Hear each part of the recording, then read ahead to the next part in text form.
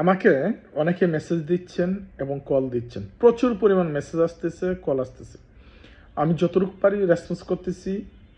যদি রিসিভ না করতে পারি, উত্তর না দিতে পারি, আমি আবার ফোন ব্যাক করতেছি, আবার মেসেজ রিপ্লাই দিচ্ছি। তারপরেও প্রচুর পরিমাণ প্রেশার নিয়ে কাজ করতে হচ্ছে। আমরা 4-5টা লোক, বিশেষ করে এডিটর অ্যাডমিন, আমরা যারা আছি কন্টিনিউ নিউজ করতেছি দিন রাত 24 ঘন্টা। আমার চেহারা দেখেন, চোখ দেখেন, মুখ দেখেন, কি অবস্থা।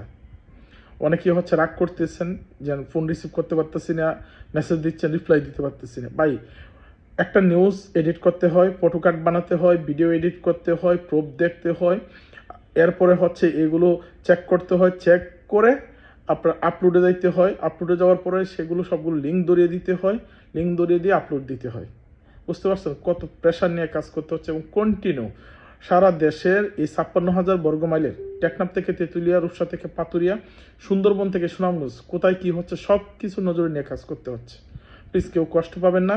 সবাইকে একসাথে বলা সম্ভব না, তাই হচ্ছে ভিডিও করেই সবাইকে আপলোড দিয়ে একসাথে জানিয়ে দিচ্ছি। ভুল হলে মাফ করবেন। আমরা সবাই নিজের জায়গা থেকে, যার যার জায়গা থেকে কাজটা করে যাই। মনে রাখবেন, এই প্রহসনের নির্বাচন, আসন বাগাবাগির নির্বাচন, মেটিকুলাস ডিজাইনের নির্বাচন, দেশ বিরোধী নির্বাচন, 71 যুদ্ধ বিরোধী নির্বাচন, বাংলাদেশ বিরোধী নির্বাচন, জনগণ বিরোধী নির্বাচন। আমরা বয়কট করি, আমি বয়কট করলাম, আপনিও বয়কট করুন। আমাদের আশেপাশে যারা রয়েছে, আত্মীয় স্বজন, পরিবার থেকে শুরু করে পাড়া প্রতিবেশী এবং গ্রামের লোক, পাড়া মহল্লার লোক, সকলকে আপনারা নিষেধ করুন ভোট কেন্দ্রে যাওয়ার জন্য। এই নির্বাচন বাংলাদেশকে বিক্রি করে দেওয়ার নির্বাচন, এই নির্বাচন বাংলাদেশকে ধ্বংস করে দেওয়ার নির্বাচন।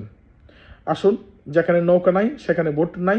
মুক্তিযুদ্ধের সপক্ষের 50% মানুষকে বঞ্চিত করে, 50% রাজনৈতিক দলকে বঞ্চিত করে বাদ দিয়ে এই নির্বাচন করা হচ্ছে। সুতরাং এই নির্বাচনের কোনো বৈধতা নেই এবং গ্রহণযোগ্যতা নেই। আমরা এই নির্বাচনকে বয়কট করলাম।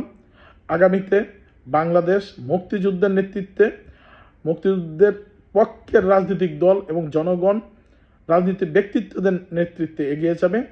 সেই প্রত্যাশা রেখেই আমরা লড়াই সংগ্রাম চালিয়ে যাচ্ছি। সবাই আমাদের পাশে থাকুন। ধন্যবাদ। জয় বাংলা, জয় বঙ্গবন্ধু, জয় জননেত্রী শেখ হাসিনা।